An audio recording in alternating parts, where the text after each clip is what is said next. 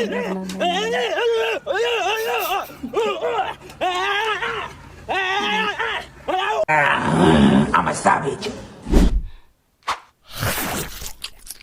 ዝግጅት ላይ እየጨረስኩ ነኝ።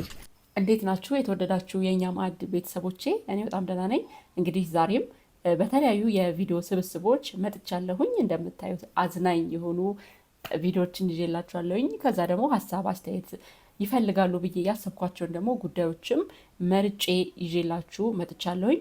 ዛሬ የምናየው ዋና ዋና ጉዳዮች እንግዲህ በረከት ገበሬዋ ማለት ነው በትላንትናው ዕለት ስለተነሳባት የክስ ሁኔታና እሷ እንደምትለው እንግዲህ ስለተነሳባት የደቦ ፍርድ ምላሽ ሰጥታለች ማለት ነው ላይቭ ላይ ገብታ እና ስለ አዎንታም ያልተሰሙ የተለያዩ ሚስጥሮችን አውጥታለች ማለት ነው። እሱን እናያለን።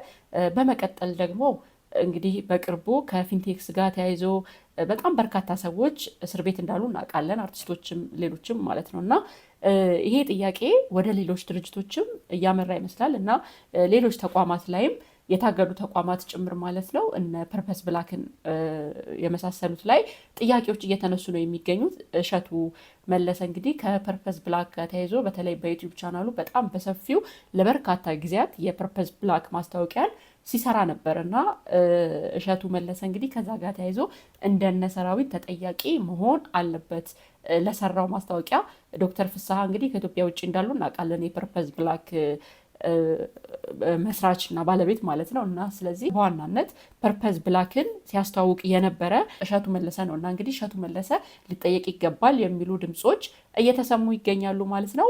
ሌላው ደግሞ በዛሬው ቆይታችን የምናየው እጅግ አጓጊው የኤምኤምአይ ቦክሲንግ ውድድር የትግል ውድድር እንግዲህ ሴዶ የቀረበለትን የመጨረሻ የ10 ሚሊዮን ብር ጥያቄ እንግዲህ ምላሽ አግኝቷል እና እንግዲህ ሴዶ 10 ሚሊዮን ብሩ ተፈቅዶለታል።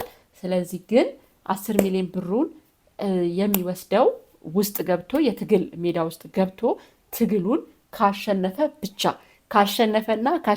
ብቻ እንደሆነ ተገልጾለታል ማለት ነው። ስለዚህ ሴዶ ምላሽ ይሰጣሉ። የሴዶ ምላሽ እየተጠበቀ ነው የሚገኘው። እሱን ይዘናል። ሌላ ደግሞ ዛሬ የምናየው ኢቢኤስ ቴሌቪዥን እንግዲህ የቤተሰብ ጨዋታ ነፂ ካረፈ በኋላ እንግዲህ በጣም በርካታ ሰዎች እየተወዳደሩ እንደሆነ እናውቃለን እና በርካታ እጩዎችም ቀርበዋል። ከዛ ጋር ተያይዞ እንግዲህ የእጩዎቹ ቁጥር ከጊዜ ወደ ጊዜ እየጨመረ መጥቷል እና ምንድን ነው ኢቢኤስ ቴሌቪዥን ያሰባችሁት? ያው የመጀመሪያ እጩዎቹን አይተናል፣ ይሄን ወደናል ገሌ ቢሆን ብለን ሀሳብ ሰጥተናል በጠየቃችሁን መሰረት ማለት ነው። እና ይሄ ነገር ማብቂያ የለውም ወይ? አዳዲስ እጩዎች በየጊዜው እየተጨመሩ ነው። አሁንም እንደምትመለከቱት እንግዲህ ሚሊዮን ተጨምሯል። አንዱ አለም መጥቶ ነበረ፣ ሌሎችም ማለት ነው እነ ሰመረ ባሪያውም ተጨምሯል። እነዚህ ሁሉ አዲስ የተጨምሩ ናቸው በፊት ከነበሩት ማለት ነው። ስለዚህ የኢቢኤስ መጨረሻው ምንድን ነው የቤተሰብ ጨዋታ የሚለውን እሱንም እናያለን። ለማንኛውም ከአዝናኝ ቪዲዮዎች እንጀምራለን ማለት ነው። እስከ ፍጻሜው አብራችሁን ቆዩ። የእኛ ማዕድን ሰብስክራይብ በማድረግ ቤተሰብ እንድትሆኑ በአክብሮት ጋብዛለሁኝ፣ አዲስ የሆናችሁ ማለት ነው። እስቲ አስቂኝ ቪዲዮችን እንይና ትንሽ ዘና ፈታ ብለን ወደ ቁም ነገር እንገባለን ማለት ነው። እስቲ ይህን ቪዲዮ እንመልከተው።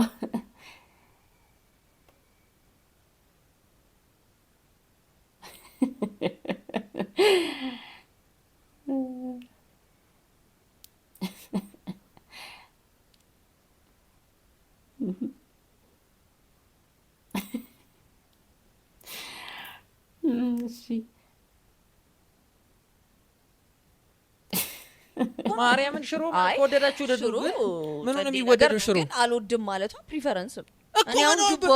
ይኸውልሽ ሽሮ እኮ እወዳለሁ ቢለው ሰው እኮ ሊተች የሚገባው ማለት ሽሮ እኮ ማለት ይኸውልሽ ኢኮኖሚ ስላልፈቀደልሽ የምትበይው ምግብ እኮ ነው።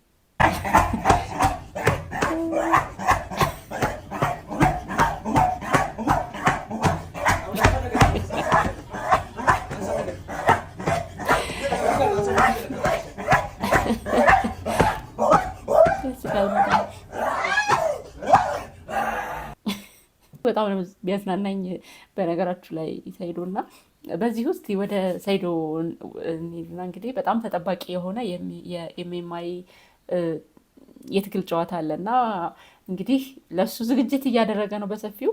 ተጋጣሚውንም እንግዲህ ቀድሞ እያስፈራራ ያለ ይመስላል። ለማንኛውም እንግዲህ የ10 ሚሊዮን ብሩ ተፈቅዶለታል በነገራችሁ ላይ እና የመጨረሻ ጥሪ ቀርቦለታል ማለት ነው። እና ይቀበላል ወይስ አይቀበልም? እንግዲህ እሱ እንዳለው 10 ሚሊዮን ብሩን መጀመሪያ ልቀበል ለሚለው አሸነፍኩም አላሸነፍኩም እሱ አሸነፍኩም አላሸነፍኩም ብሩን እቀበላለሁኝ ነው። ከዛ ካሸነፍኩኝ እንዲጨምርልኝ ከዛ በኋላ ደግሞ ካላሸነፍኩኝ ይዤ እወጣለሁ ነው የእሱ ካልኩሌሽን። ምንድን ነው ባሸንፍም ባላሸንፍም ተጠቃሚ መሆን አለብኝ ነው የሚለው። እነሱ ደግሞ ያመጡት ብሩ ይሰጣል፣ ግን ካሸነፈ ብቻ ነው የሚሰጠው። ካሸነፈና ካሸነፈ ብቻ የትግል ሜዳ ውስጥ ገብቶ ካሸነፈ ብቻ እንደሚሰጠው ነው ማለት ነው አሁን እየሰማን እንደምንገኘው ማለት ነው። እስቲ ለማንኛውም ምላሹ ምን ይሆን? የእሱ ምላሽ እየተጠበቀ ነው የሚገኘው። በአፋጣኝ ምላሽ ስጥ ተብሏል ማለት ነው።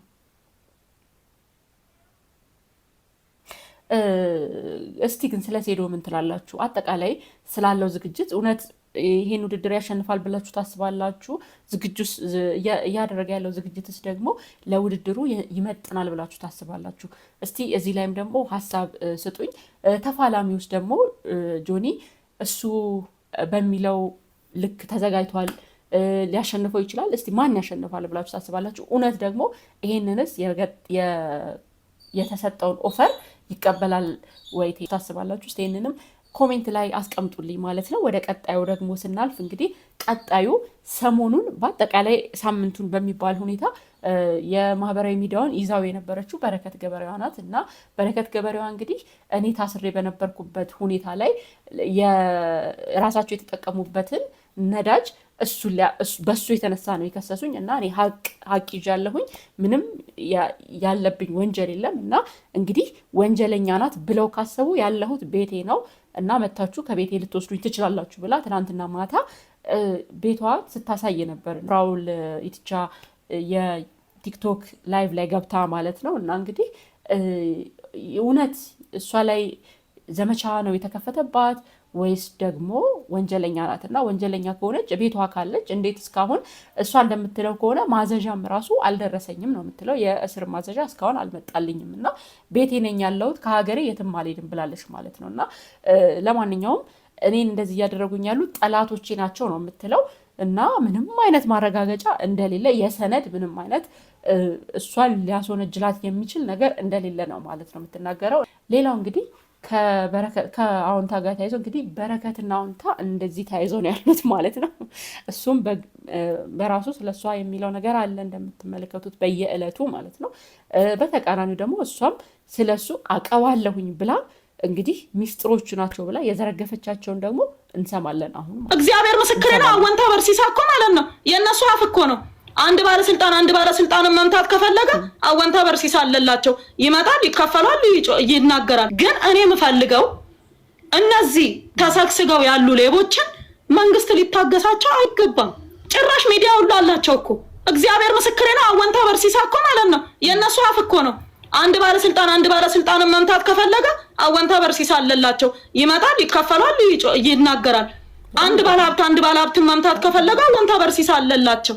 5 ብር ደሞዝ ክፈሉኝና 1 ብር ደሞዝ ክፈሉኝ ከማለት እኮ የተለያዩ ሪል ስቴቶችን እያፈራሩ ገንዘብ ከመቀበል የተለያዩ ግለሰቦችን ስማችሁን አጠፋለሁ እያለ ገንዘብ ከመቀበል ውጪ ማለት ነው አንድ የሰራውን ቁም ነገር ይናገር። እስቲ ይናገር። እኔ የሚታይ የሚዳሰስ የሰራው ስራ አለ። ለማንኛውም እሷም እንግዲህ ስለ አዎንታ ይሄንን ብላለች። በጣም ግራ የሚያጋባ ነገር ነው። እኔ ግን ግራ የገባኝ ነገር እውነት ቤቷ ካለች እውነት ወንጀሎቹ ትክክለኛ ከሆኑ የተነሱባት ክሶች ትክክለኛና እውነተኛ ከሆኑ ፖሊስ ቤቷ ሄዶ ጥሪ ሊሰጣት ይችላል እና ለምንድን ነው እሱ ፖሊስ ዝም ያለው? እውነት እሷ ጋር ካለ እና ደግሞ እሷም በይፋ ወጥታ እንግዲህ የተከራከረች ትገኛለች ማለት ነው። ለማንኛውም የዚህን ነገር መጨረሻ ለማየት በጣም ጓጉቻለሁኝ። እኔ ያሉ አዲስ ነገሮችን በየጊዜው እያመጣሁኝ እነግራችኋለሁኝ። አሁንም ደግሞ ከዚህ ከዝርፊያ ጋር ተያይዞ ብዙ ነገሮችን እየሰማን ነው። በቅርብ ጊዜያቶች ውስጥ የነ ሰራዊትን የቅርብ ጊዜ ትዝታ ነው፣ የነ ዳናይትን እንደዚሁ ሰምተናል ከሌሎችም ጋር እና አሁን ግን ነገሩ እየተንከባለለ እሸቱ ጋር ደርሷል ማለት ነው። እስቲ እሸቱ ላይ የቀረበበትን ክስ ደግሞ እንስማ። የፐርፐዝ ብላክ ኢትዮጵያው ዶክተር ፍስሐ እሸቱ ከ1 ቢሊዮን ብር በላይ ይዞ ከጠፋ ነው ሰነባበት። እስከ 30 ሚሊዮን ብር ቤት በሚሸጥባት አዲስ አበባ ላይ ከ1 ሚሊዮን ጀምሬ ቤት ገንብቼ ሰጣችኋለሁ ብሎ የማይተገበር የ3D ዲዛይን እያሳየ ብር ለቅሞ እስከ 1 ቢሊዮን ብር ነው ይዞ የጠፋው። ይሄን ይዞ ከጠፋ በኋላ አዲስ አበባ አሜሪካ ላይ ጋዜጠኞችን ሰብስቦ የመንግስት ባለስልጣናት ጉቦ ስጠኝ ብለው እያስቸገሩኝ ስለሆነ ኮብልይ ያለው ብሏል። እሱ ቢኮበልልም ግን የፐርፐዝ ብላክ ኢትዮጵያን ማስታወቂያ የሰራው እሸቱ መለሰ እዚሁ ነው ያለው። ፊንቴክ ከፐርፐዝ ብላክ ኢትዮጵያ የተለየ ነገር ያደረገው ነገር የለም። ይሄን በተጋነነና በማይተገበር ሐሳብ ይዞ መጣ። ከሰዎች ላይ ገንዘብ ሰበሰበ፣ ይዞባቸው ጠፋ። ይሄኛውም ሰረቀ። ልዩነቱ ምንም እንትን የለውምና ዶክተር ፍስሐ እሸቱ ከሀገር ቢወጣም እሸቱ መለሰ ሀገር ውስጥ ነው ያለውና ሰብሰብ ብለን ይሄን ሰውዬ እንጠይቀው። ዶክተር ፍስሐ ከኢትዮጵያ ውጭ ናቸው ያሉትና እንግዲህ እሸቱ እንደነ ሰራዊት ተጠያቂ ሊሆን ይገባል ብላችሁ ታስባላችሁ? እስቲ ሀሳባችሁን ኮሜንት ላይ አስፍሩልኝ። እንግዲህ እኔ በግሌ ያው በጣም ብዙ ሰው ተጭበርብር ያለው እያለ ነው የሚገኘው እና እነዚህ አይነት ነገሮች በነገራችሁ ላይ አርቲስቶች ራሱ ጥንቃቄ ልታደርጉ ይገባል ብዬ ነው ማስበው። አሁን እየሰማን ያለ ነው፣ ባለፈውም የሰማነው አለ። ሙሉዓለም ጌታቸው አርቲስቱ ማለት ነው አይቶ ገና ለገና ሁኔታውን አመጣጡን አይቶ ከአንድ ድርጅት ጋር ውል ገብቶ ነበርና አምባሳደር ሆኖ ማለት ነው አፍርሷል።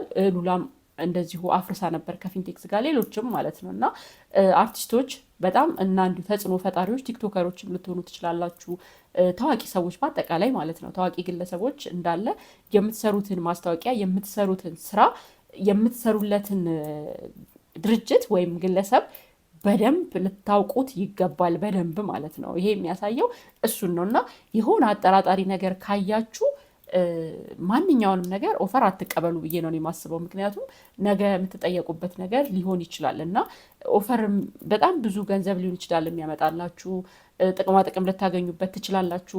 ነገር ግን መጨረሻ ላይ አንደኛ ስማችሁ ይጠፋል፣ ሁለተኛ ደግሞ ለእስር መዳረግ አለ። ስለዚህ እወክለዋለሁኝ ብላችሁ የምታስቡትን ተቋም አምባሳደርነት አሁን በየቦታው በስቷል እና ቲክቶከሮች ለእንደዚህ ድርጅት አምባሳደር ሆኑ፣ አርቲስቶች ለእንደዚህ አይነት ድርጅት አምባሳደር ሆኑ እየተባለ እንሰማለን። ነገር ግን በደንብ እወቋቸው ነው የኔ ሀሳብ። ገንዘቡን ብቻ አይደለም፣ ምን ያህል ይከፍሉኛል፣ ስንት ተከፈለኝ፣ 1 ሚሊዮን 2 ሚሊዮን ያን ያክል እሱ አያሳስብም፣ አያስጨንቅም፣ ትልቅም ብር አይደለም። ግን እናንተ ላይ የሚደርስባችሁ ጫና፣ ተጠያቂነት በተለይ ይሄ መኪና አስመጣለሁኝ፣ ሪል ስቴት ካምፓኒ ነኝ፣ እንደዚህ አደርጋለሁኝ ቃል የሚገባበት እንደዚህ አደርጋለሁኝ ተብሎ ቃል የሚገባበት ካምፓኒ ውስጥ ማለት ነው በአንዴ ራሳችሁን አምናችሁ አትሽጡ ብዬ ነው እኔ የምለው። ምክንያቱም ነገ ላይ ምን ይዞባችሁ እንደሚመጣ አይታወቅም። በደንብ አጥኑት፣ በደንብ እወቁት። መጀመሪያ እናንተ ማስታወቂያ የምትሰሩለትን ካምፓኒ አምባሳደር የምትሆኑለትን ካምፓኒ ማለት ነው። ለማንኛውም እስቲ የእሸቱን ጉዳይም ደግሞ ሲውል ሲያድር ነገ ተነገ ወዲያ ምን እንደሚባል እንደርስበታለን ማለት ነው። እና ሌላው ይዤ የመጣሁላችሁ ዛሬ የኢቢኤስ ጉዳይ ነው። እዚህ ላይ በጣም መናገር ፈልጌያለሁኝ። መጀመሪያ የመጡት እነ ንጹህ እነ አዝመራው እነ ኮሜዲያን ያሲኖ ነበሩ መጀመሪያ ሲጀመር እና ቀስ ቀስ እያለ ቁጥሩ እያደገ አሁን እንደውም ማለት ነው የእጩዎቹን ብዛት ከፍ ከማድረጋቸው የተነሳ እጩዎቹን እየረሳናቸው እንገኛለን። በተለይ መጀመሪያ ላይ ውድድር ላይ የነበሩ እጩዎች ተረስተዋል ማለት ይቻላል እና አሁን ይበቃል ይመስለኛል። ከዚህ በኋላ አዳዲስ እጩዎቹን ማምጣት ተገቢ ነው ብዬ አላስብም።